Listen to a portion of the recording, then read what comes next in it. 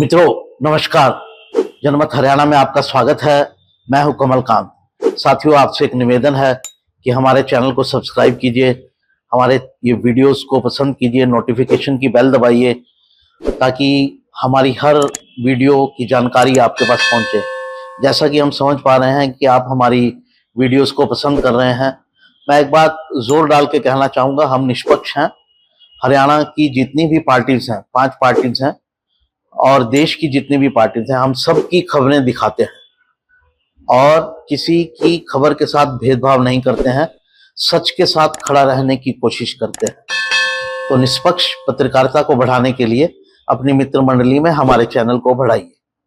मित्रों, आज हम परीक्षण करते हैं कि जो अरविंद केजरीवाल को ईडी ने अरेस्ट किया है, इस पूरे मामले की सच्चाई क्या है और ये पूरा मामला कहां से शुरू हुआ, अब तक कैसे कैसे बढ़ा है, कोर्ट ने इस पर क्या क्या रुख लिया है, क्या कहीं कोर्ट ने कहा है कि जो सरकार कर रही है वो गलत है।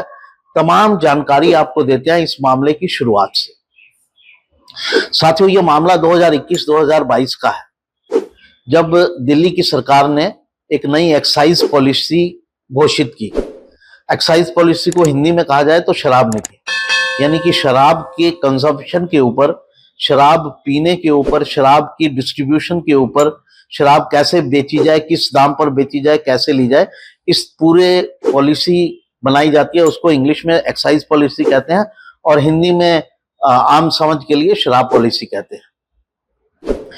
तो आम आदमी पार्टी की सरकार ने नई शराब पॉलिसी बनाई 2021 और 22 में। ये पॉलिसी 10 महीने तक चली। 10 महीने तक ये पॉलिसी चलती रही, इसमें कोई प्रॉब्लम नहीं आई। लगभग 10 महीने के बाद ये बातें फैलनी शुरू हो गई कि इसमें बहुत ज्यादा जो है रिश्वतबाजी हुई है और ये पॉलिसी को गलत बनाया गया है। ये खबरें बाहर आनी शुरू हो गई कि जो कमीशन दी गई है रिटेलर्स को और डिस्ट्रीब्यूटर को, वो दोगुनी कर दी गई है, दोगुनी से ज्यादा कर दी गई है, 2.5 गुना कर दी गई। पहले 5% थी, उसको 12% कर दिया गया है रिटेलर के लिए, होलसेलर के लिए। और जो रिटेलर है, जो खुदरा में बेचता है, जो होलसेलर है उसको 5 से 12, और जो खुदरा में बेचता है उसके लिए 185% का प्रॉफिट बढ़ा दिया गया है। यानी 100 रुपए की बोतल को आप 285 में बेच सकते हैं। अगर वो 100 रुपए आपके घर में आई है तो उसको आप 285 में बेच सकते हैं। ये आरोप लगे। जैसे ही ये आरोप लगने शुरू हुए, वैसे ही आम आदमी पार्टी की सरकार ने इस पॉलिसी को खारिज कर दिया। आम आदमी पार्टी ने सबसे बड़ी गलती यही की और यहीं से ये शक पक्का होना शुरू हो गया आम आदमी के मन में कि कुछ गड़बड़ है। क्योंकि अगर आपकी पॉलिसी ठीक होती तो आप अपनी पॉलिसी को खारिज नहीं करते। अगर आपने स्वतः खारिज कर दी होती तो समझ आता था, लेकिन जब आरोप लगने शुरू हुए तो आपने उस पॉलिसी को खारिज किया, तुरंत खारिज कर दिया, बहुत वेट भी नहीं किया। मतलब जैसे ही आरोप लगे 10 दिन के अंदर अंदर पॉलिसी को पूरा खारिज कर दिया गया। तो पॉलिटिकली ये बहुत बड़ी मिस्टेक थी और वहां से आम आदमी पार्टी जो है वो फंसना शुरू हो गई कि इस पॉलिसी में गड़बड़ है। अब इस पॉलिसी में क्या गड़बड़ है, उस समय जो आरोप लगे वो मैं आपको बताता हूं, और जो आरोप कोर्ट में जो इस दौरान सुनवाइयां हुई, जो आप लगा लीजिए लगभग 2 साल 2.5 साल हो चुके हैं इस घोटाले को लगभग बाहर आए, तो इस दौरान कोर्ट में बहुत सारी सुनवाइयां हुई हैं। उन सुनवाइयों के दौरान कोर्ट की तरफ से क्या कहा गया, उन सबका लब्बो-लुआब मैं आपको बताता हूं, जैसा मैंने थोड़ा हिंट भी किया। पहला आरोप यह है कि होलसेलर के लिए जो 5% कमीशन होती थी पिछली एक्साइज पॉलिसी में, शराब नीति में, उसको बढ़ाकर 12% कर दिया गया। तो 7% का सीधा सीधा फायदा दिया गया। अब ये 7% कहां जाएगा, इसका सीधा सीधा आरोप ये लग रहे हैं। देखिए, इस दौरान बहुत सारे लोग पकड़े गए हैं। विजय नायर, जो मनीष सिसोदिया के काफी करीबी होते थे, आम आदमी पार्टी के कार्यकर्ता थे, और उनका मिडल मैन थे, जो शराब के व्यापारी हैं उनमें और सरकार में, वो पकड़े गए। फिर मनीष सिसोदिया खुद पकड़े गए, उनसे बयान लिए गए। संजय सिंह पकड़े गए, उनसे बयान लिए गए। और हाल में के कविता पकड़ी गई, जो चंद्रशेखर राव की बेटी हैं। वही चंद्रशेखर राव भारतीय राष्ट्र समिति के जो अध्यक्ष हैं और जिन्होंने 2 बार जो तेलंगाना के मुख्यमंत्री रहे हैं, उनकी बेटी जो स्वयं इस पार्टी से MLC हैं, मेंबर ऑफ लेजिस्लेटिव काउंसिल, वो पकड़ी गई। इन लोगों के जो बयान हुए और दूसरे लोग पकड़े गए, उसमें ये कहा गया कि जो 7% का फायदा होलसेलर को दिया गया, उसमें ये डील थी कि 6% जो है, 6% का मार्जिन वापस आम आदमी पार्टी को किकबैक के रूप में दिया जाएगा, रिश्वत दी जाएगी। यानी 6% पैसा जो है वो आम आदमी पार्टी को दिया जाएगा और 1% होलसेलर अपने पास रख लेगा।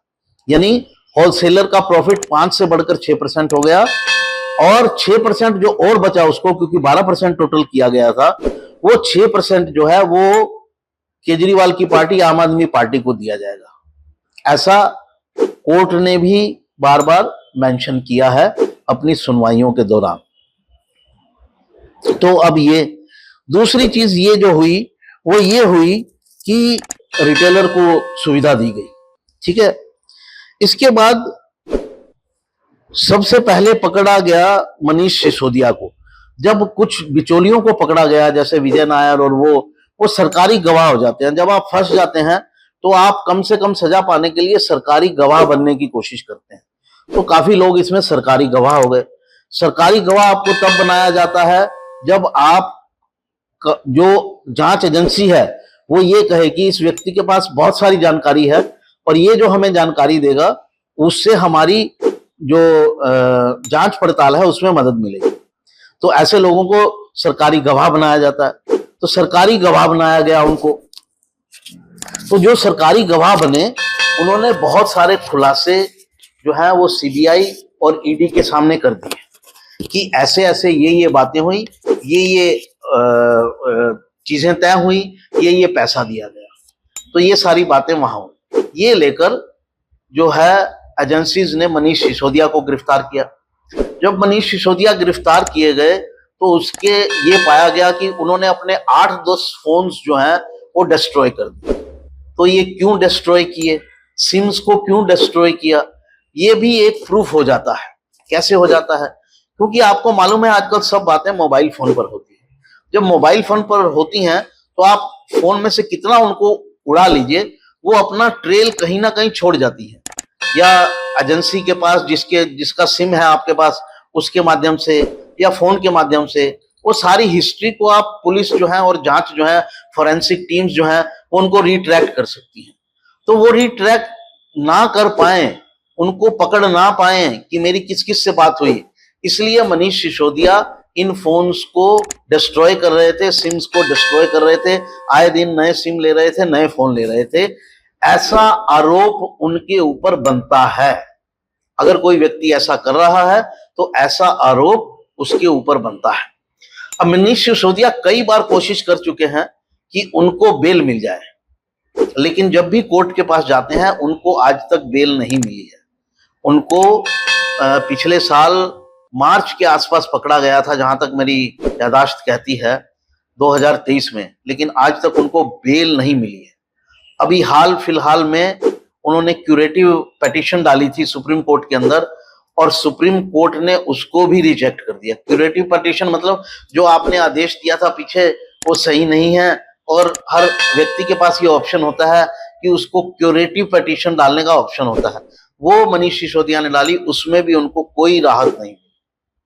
इसके अलावा संजय सिंह को पकड़ा गया, उनको भी कोई राहत नहीं मिली। इसी मामले में के कविता को पकड़ा गया है। के कविता ने आज ही अपनी पिटीशन सुप्रीम कोर्ट में डाली थी, तो कोर्ट ने उनको भी कोई राहत नहीं। कोर्ट ने कहा आप पहले लोअर कोर्ट में जाइए, ये प्रोसीजर है, लोअर कोर्ट में जाइए, वहां से बेल मांगिए, वहां मिलती है नहीं मिलती, फिर एक एक स्टेप करके जब हमारी बारी आएगी तब हमारे पास आएगी। कपिल सिब्बल जो के कविता के वकील थे और जो विपक्षी जितने भी दल हैं एक बड़ा नाम है कपिल सिब्बल। तो जितने भी विपक्षी नेता किसी केस में फंसते हैं तो लगभग उन्हीं के पास ही जाते हैं, कपिल सिब्बल के पास ही। तो कपिल सिब्बल ही इस केस में खड़े हुए थे और कपिल सिब्बल को भी रिलीफ नहीं दिलवा पाए, हालांकि बहुत नाराज थे। तो साथियों, ये तो पूरा मामला रहा। अब जब के कविता को कोर्ट ने कह दिया कि लोअर कोर्ट के पास जाइए, तो अरविंद केजरीवाल जिनको कल रात को अरेस्ट किया गया था, उनका प्लान था कि मैं भी जो है सुप्रीम कोर्ट में सीधी पिटीशन डालूंगा।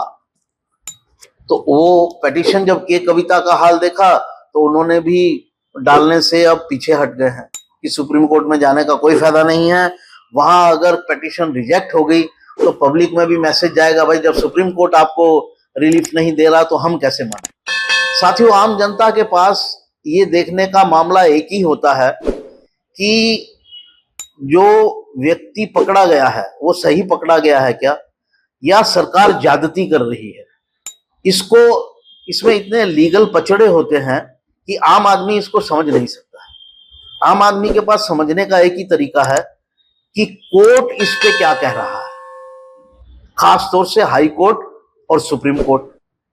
अरविंद केजरीवाल कल हाई कोर्ट गए थे और कहा जो ईडी है, जो इकोनॉमिक विंग जो है, उसने केजरीवाल को 9 समन भेजे कि आप आइए अपनी बात हमको बताइए कि आप इसमें शामिल हैं कि नहीं। केजरीवाल एक बार भी उसमें अपीयर नहीं हुए, ये एक गलती। वो फिर कोर्ट में गए कि मैं तब ईडी के पास जाऊंगा जब ईडी ये कहे, जब ये ऑर्डर दे दे कोर्ट कि मेरे को गिरफ्तार नहीं किया जाएगा या मेरे खिलाफ कोई सख्त कदम नहीं उठाए जाए।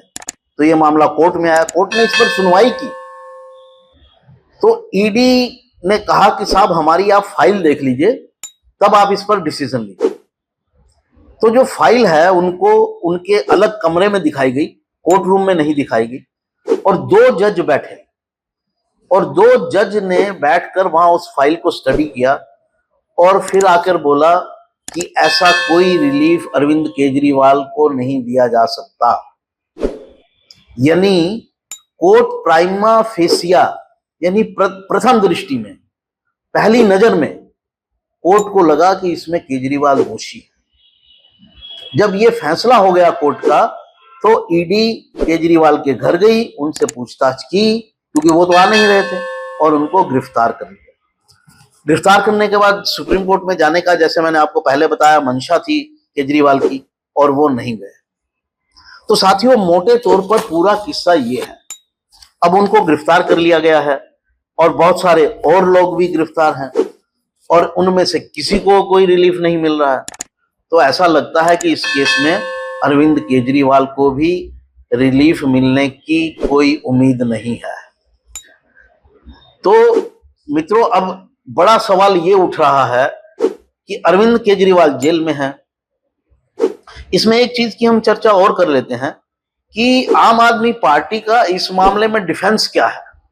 आम आदमी पार्टी कहती है हमने ये नहीं किया, तो उसके लिए वो क्या आर्गुमेंट देती है? तो उसके लिए उसके पास 2 आर्गुमेंट है। एक आर्गुमेंट है ये तो इतने बड़े आदमी हैं, सच्चे आदमी हैं, कट्टर ईमानदार हैं, बीजेपी इनको चुनाव नहीं लड़ने देना चाहती, वगैरह वगैरह। देखिए, पॉलिटिक्स में जब भी आप किसी पॉलिटिकल पर्सन के ऊपर स्टेप उठाएंगे तो उसको पॉलिटिकल कहा ही जाएगा, लेकिन जांच तो होगी ना। अगर आपके ऊपर करप्शन का केस आया या किसी भी तरह का केस आया, भाई नरेंद्र मोदी की जांच हुई थी ना, जब गुजरात के दंगे हुए तो नरेंद्र मोदी उसमें स्वयं शामिल है कि नहीं हुए, इसकी जांच हुई ना। सीबीआई ने उनको बुलाया तो सीबीआई के पास वो गए ना। सुप्रीम कोर्ट की अध्यक्षता में एक कमेटी बैठी इसकी जांच के लिए, तो नरेंद्र मोदी वहां गए ना। इसी तरह से अमित शाह पर भी जो है मामले चले थे, तो अमित शाह ने उसको कोर्ट में लड़ा ना भाई, तो वो भी पॉलिटिकल मामले थे। तो ये कहना कि आपने गलत काम किया है और आप इससे बच जाओ क्योंकि आप पॉलिटिकल नेता हो, ये नहीं हो सकता। ये तो फिर जनता का पैसा लूट के आप जितना मर्जी खा जाओ और कह दो मैं तो पॉलिटिकल पर्सन हूं। तो आफ्टर ऑल, अगर 100 करोड़ या नरेंद्र मोदी ने भी कोई गलती की थी तो उसकी अगर गलती की थी तो सजा मिलनी चाहिए थी ना। जैसे नरेंद्र मोदी को सजा मिलनी चाहिए थी, वैसे अरविंद केजरीवाल को भी सजा मिलनी चाहिए। उनके ऊपर आरोप था कि वो दंगों में शामिल है, उन्होंने कोई कदम नहीं उठाया। इनके ऊपर आरोप है कि आपने इतने करोड़ पैसे खाए हैं और कोर्ट भी उनको रिलीफ नहीं दे रहा है। तो साथियों, रूल सबके लिए बराबर है, कानून से ऊपर कोई नहीं है, चाहे वो पॉलिटिकल पर्सन हो या ना हो। और इस चीज को पॉलिटिक्स का शोर मचा के आप ये नहीं कह सकते भाई मुझे मत छुओ, मैं तो पॉलिटिकल पर्सन हूं, ये नहीं हो सकता। भाई हरियाणा के अंदर अगर चौधरी ओम प्रकाश पर आरोप लगे तो उन पर मुकदमा चला ना, तो जैसे उन पर चला वैसे इन पर भी चलना चाहिए। तो ये कोई तर्क नहीं है। और आम आदमी पार्टी का मोटा तर्क यही है कि वो पॉलिटिकल पर्सन है, वो चीफ मिनिस्टर है, सिटिंग चीफ मिनिस्टर है, इसलिए उनके खिलाफ ये कार्रवाई नहीं होनी चाहिए। तो भाई जो चीफ मिनिस्टर अगर करप्शन करेगा तो नरेंद्र मोदी भी उस समय चीफ मिनिस्टर थे, और चीफ मिनिस्टर अगर करप्शन करेगा तो उसके ऊपर मुकदमा क्यों नहीं चलना चाहिए? क्या वो अबव द लॉ है, कानून से ऊपर है? तो आम आदमी पार्टी का ये तर्क जो है ये खड़ा नहीं होता। दूसरा तर्क उनका वहां है कि पैसा कहां पकड़ा गया, जो आप कह रहे हैं। मैं आपको बता दूं, उस 10 महीने के अंदर एक कैलकुलेशन के हिसाब से जो 7% डिस्ट्रीब्यूटर को एक्स्ट्रा दिया गया, उससे उन लोगों ने 338 करोड़ रुपए 338 करोड़ रुपए एक्स्ट्रा बनाए। यानी अगर ये पूरा साल चलती पॉलिसी तो वो लगभग 400 करोड़ रुपए एक्स्ट्रा बनाते। 400 करोड़, 338 करोड़ उन्होंने एक्स्ट्रा बनाए। तो मतलब ये हर साल चलती रहती पॉलिसी, तो हर साल वो 400 करोड़ के मौज उड़ाते और उसमें कुछ हिस्सा आम आदमी पार्टी को दे देते।